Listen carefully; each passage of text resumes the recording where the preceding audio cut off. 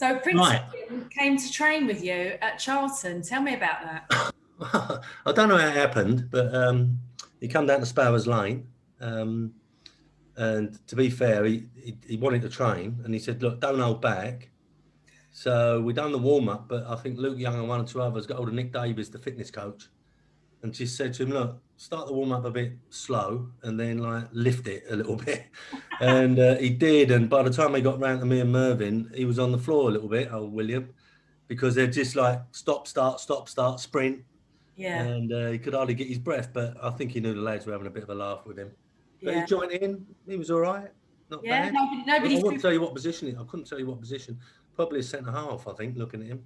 Yeah, he looks like he'd be good in the air. Yeah. Nobody 2 foot tackled him then. No. No one wanted to go near him. So no, it was all right. He didn't have a bodyguard with him either. So he's probably one of the highest profile players you've ever had. Yeah, most expensive, I'd have thought. Oh, definitely. How much do you think he'd go for? Well, I don't know, but I don't know if the Queen had a sell-on clause. Well, let's talk about your career. What was your favourite time, do you think? Obviously, I think making my debut was a big thing when I did that at West Ham at 17, and you know, we played Chelsea, and I just remember looking up at everybody. That was all so big, Mickey Joy and people like that. But you know what? I think I played my best football at Birmingham for 4 years there, um, and I took an injury at Birmingham, which I couldn't really shake off for a little while. By the time I did shake it off, managers had changed, so then I moved to Villa. Then to Charlton, as you say, played at Brighton, come back at Charlton. But I think the best football I played was at Birmingham. Birmingham just got relegated, Yeah, and they sold Trevor Francis for £1 million, the first £1 million first player. £1 million And player. Jimmy Smith was the manager, and he decided to spend it all. And so I was the first one in. Yeah, Then Archie Gemmell and Colin Todd, then Frank Worthington, wow. and then a few other people just to no disrespect, but to fill the squad a little bit.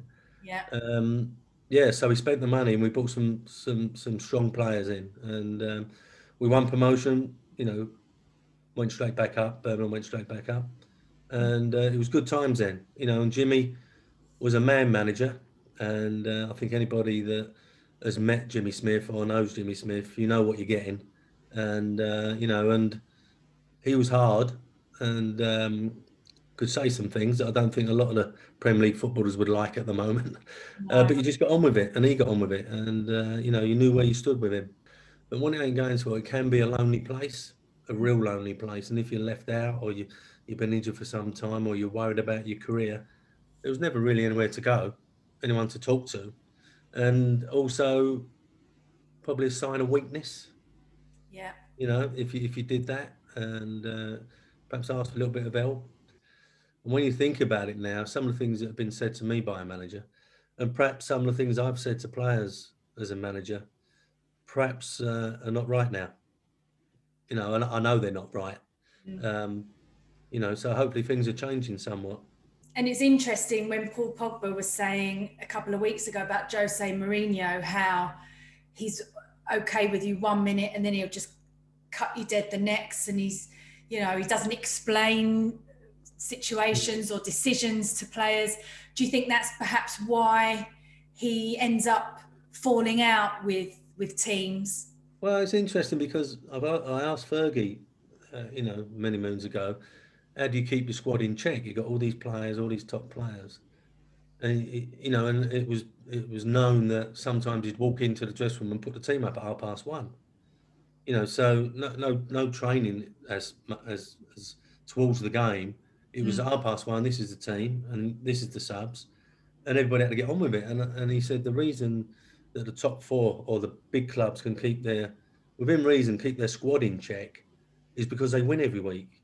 So if they make, you know, if Fergie put the team sheet up and made 3 or 4 changes without telling the players or explaining it, but made the 3 or 4 changes and the team won, then there's nowhere for that player to go. The one that's been left out, there's nowhere for him to go. It's a little bit different when you're middle of the table or down the bottom and you make 3 or 4 changes because you feel you've got to keep the squad together. You feel as if you've got to explain everything to the players. And I can understand now if Jose was leaving 3 or 4 players out without explaining anything, and then you didn't win, Mm. that's a different kettle of fish. And perhaps that's what you found at Man United with Pogba and that, and perhaps you found that at Spurs. But I think lower down, if you ask the likes of probably Daichi, um, uh, Brucey, some of the experienced boys, I think they'd probably say the same, that no, it's changed. You do have to explain it. And the earlier you can get that done, if you're leaving people out, as I say, do it Thursday so that everyone knows where they stand Friday, Yeah. and there's not too many upset people. The stadium was completely red and white, both teams' colours. It was incredible, really. And there was a real proper atmosphere. I've been to a couple of playoff finals since, and I don't think you're ever going to get one like that. It was just phenomenal, and the game lived up to it. It was a crazy game. Some fantastic goals, and everyone talks about Mendonca's hat trick, which was brilliant. But I suppose finishing 4-4, it was the penalties, Yeah. and the thing about the penalties was, you do practice, and we did practice before, um, but one or two of the players have been substituted, so the ones that were taking the first five. So what we had to do, me and Reedy, was give the referee the first five, and then that was it. We was out of it basically. So me and Reedy had to come away, and so when it was 5-all, the players had to start picking who was going to go out. Right. And I didn't know until 3 or 4 years ago that when Sean Newton took his penalty, and I've never seen Sean ever take a penalty in training or anything. When he took his penalty, it was because the referee looked round into the centre circle, and I think there was Eddie Yowds, Richard Rufus, Steve Jones. I may be missing one. And he said, "Come on, who's the next penalty taker?" And Rufus apparently just pushed Newts out the centre circle. And when you see it again, Newts jogged all the way. He jogged all the way to the penalty spot because he must have been so nervous, and he scored. And that's another thing that I only found out recently, that what happened. And I think everyone sees the thing where I put my hands over my eyes. I said to Keith, "Blimey, what's going to happen? What's happening?" This is the first left foot of Michael Gray. He said, "Don't watch it, don't watch it, don't watch it." And as soon as I didn't hear the roar, I knew that it had been saved. So no, it was Wow. a fantastic, obviously, day. But I think a couple of things happened to the club. Going back to the Valley uh, was a must, and we had to do that, whatever, by hook or by crook, we had to get back to the Valley. But I think that put us back on the map, winning Yeah. that playoff final, putting us back in the Premier, the top flight. Mm. And I always thought that Sunderland and Reedy could come back from getting beat. I don't think we might have. If we'd have got beat, Right. the team would have been broken up. Unfortunately, you didn't stay there that first season, but you did come straight back to the Premier League and then stayed there for 7 years. Um, Probably Charlton's sort of greatest ever years, those glory years, really, in the Premier League, weren't they? How do you reflect on that when you look back? Well, I think it's often been said about them times that we was all in it together. You know, um, when we went back to the Valley, the directors and the chairman all put money in. We sold Robert Lee and Anthony Barnes to help fund getting us back to the Valley. Mm. And I think them early years at the Valley was all about building and all being on the same page. We got relegated last game of the season, but the chairman gave me a new 3-year contract. Where a lot of managers might have got the bullet. He gave me a new 3-year contract because we planned. Sounds terrible, really, but we did plan if we did go down. The money that we got for going in the Premier League, I think I'm right. A third went on the team, a third went on the stadium because we were still rebuilding, and a third went in for a rainy day. And what happened when we got relegated? We didn't have to have a mass clear out. Danny Mills went to Leeds, which was a good move for him and a good fee for us, Mm. and it enabled us to keep everybody else because we've been a bit prudent, and we managed then to build a squad that took us straight back up. So rare for that to happen for you know, someone who's still alive, basically. It doesn't happen a lot. What does it mean to you to have a stand named after you at the Well, I Valley? was stunned. I was stunned when I heard. Um, there'd been a little bit of talk about it over the years, but nothing ever happened. But when I got told, I was a bit stunned, and I did say to the chairman that he'd be able to save a few quid when he names it, because my first name is Llewellyn. It's not Really? Alan. It's not Alan. Yeah, not a lot of people know that, but no, it's Llewellyn. There's no Alan in it at all. But Right. when you get brought up in Canning Town, it's hard enough to say it, let alone spell it. So no, he had a little chuckle over that. But no, it's fantastic. You led West Ham to the Great Escape. You took over from Alan Pardew and ended up winning, I think it was 7 of your last 9. Mm. And that last day, I remember it was probably one of the most stressful days of my life. I was working in Soccer Saturdays before I was a reporter, and I was behind the scenes in the gallery, and I just could not concentrate on my work, what I was supposed to do. I was tearing my hair out. I don't know how managers do it, but it was unbelievable what happened going to Old Trafford and getting the win to survive. Did you, when you went up there that day, you obviously had Tevez, another talismanic figure. Did you have a feeling that you were going to do it? Well, we was on such a good run, as you say. We won 6 out of 8. Um, my first game we actually beat Man United at Upton Park. So, the odds on doing the double over Man United is quite incredible. But um, no, I just we've obviously that was in the cup final the following week, and lots of talk about the team Alex put out, but it was a really strong side. And if you look at the stats, the efforts on goal and everything else, but there was there was an atmosphere in the dressing room before. I think we wasn't overawed by it, but it did help that we scored first, I must admit. And I don't know about the fans, but we could hear what was going on with the other two teams, Wigan and Sheffield United, etc.